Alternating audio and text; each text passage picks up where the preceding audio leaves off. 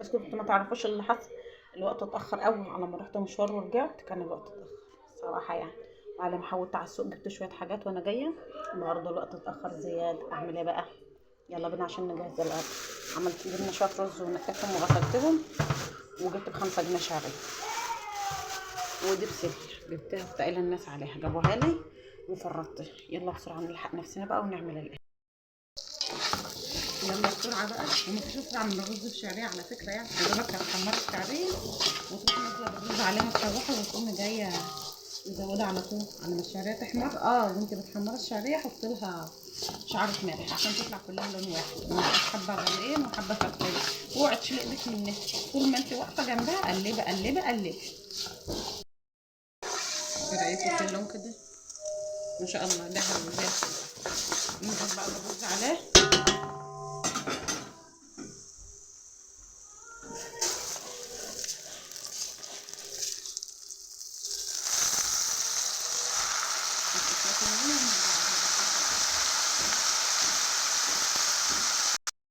لما نجينا الرز اهو شويه ملح. طبعا الرز بياخد معلقه ملح، لو مزوده زودي واحده معلقه زبادي بس تشربيها حلوه عشان لما تنزل ما هتبقى حادقه. لو رحمت في جنب في الحله هتبقى حادقه. قلبي بقى كده وتشوحها شويه. بعدين بس مش اول مره يعني نعمل رز، ده حاجه بسيطه اي حد صغير ممكن يعملها. المهم يا حبايبي ايه رايكم في الحلقه؟ وقولوا لي المعلقه القلميه دي بتجرحها ولا اجيب لها معلقه خشب؟ وده كده حبايبي زودنا الرز اهوت. هنسيبه بقى لما يغلو ونوطي عليه. وادي الفرخه زي ما انتم شايفين. الفرخه دي من عندي من البيت، كان عندي شويه فرخ هندي ورحت دقها، فدي واحده منهم، اخر واحده منهم يعني.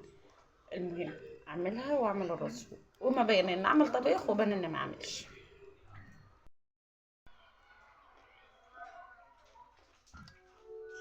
وده حبايبي كده الرز استوى والفرخه استوى.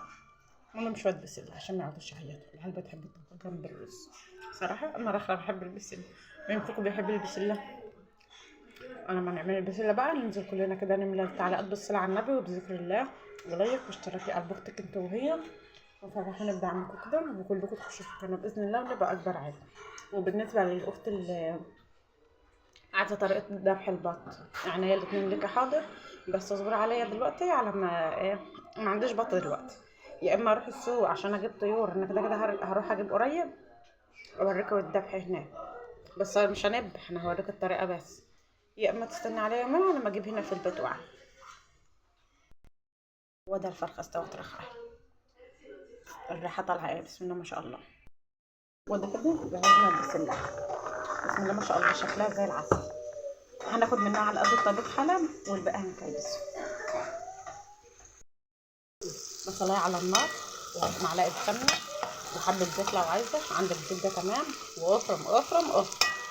انا بحب افرمها على ايدي اكتر من انك تضربها في الطبخ. حط كله. ولادي بيسرقوا البسله عادي، ده الطبيعي بتاع ولادي. اطلع بره لما اخذ حبتين دول. ده العادي بتاع ولادي. هتدبل شويه وبعد كده ننزل بالبسله عليه كده.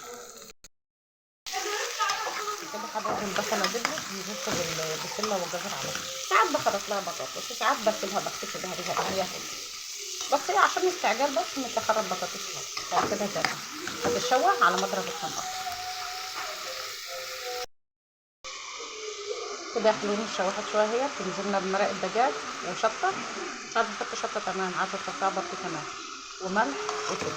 عايزه تحط توابل تانيه ماشي، مش عايزه برضه بقى وراح رايح في الرش احسن. المهم ننزل بقى على هذا الطماطم.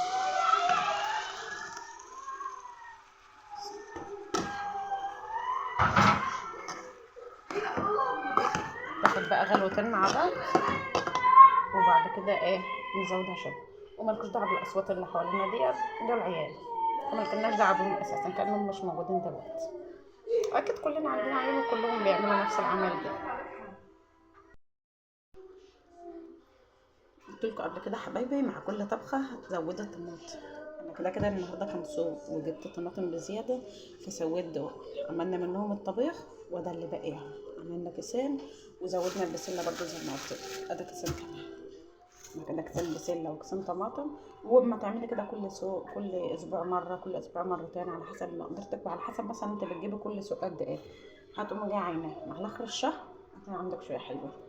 ما بقولكش روح هتزيد عن طاقتك، لا انت بتجيبي مثلا مقدارك في الاسبوع مثلا او في السوق 2 كيلو 3 كيلو، زودهم شويه، خلوهم مثلا 3، الاثنين يبقوا 3، الثلاثه يبقوا 4 كده، تمشي الدنيا حواليك.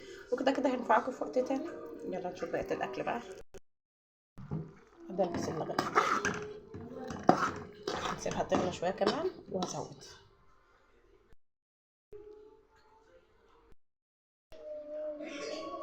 بسم الله ما شاء الله، الفريزر اتملى طماطم وبسله. وده مانجا كنت عيناها، احنا باذن الله هنجرها في رمضان.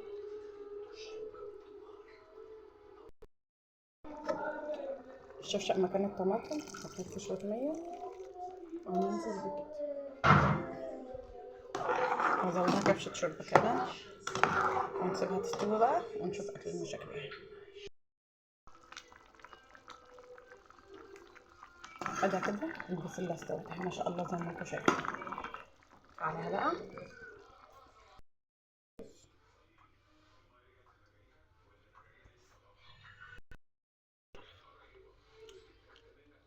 دي تربيه بيتي، تربيتي عشان انا بحب الطيور.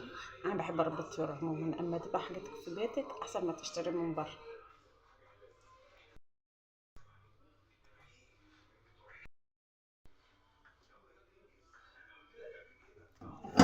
اللي حبايبي اللي جرب يقول لي ايه رايه في الاكل اللي عمله ورأيه في الطريقة، وكل واحد يقول لي بيتابعني من انهي بلد.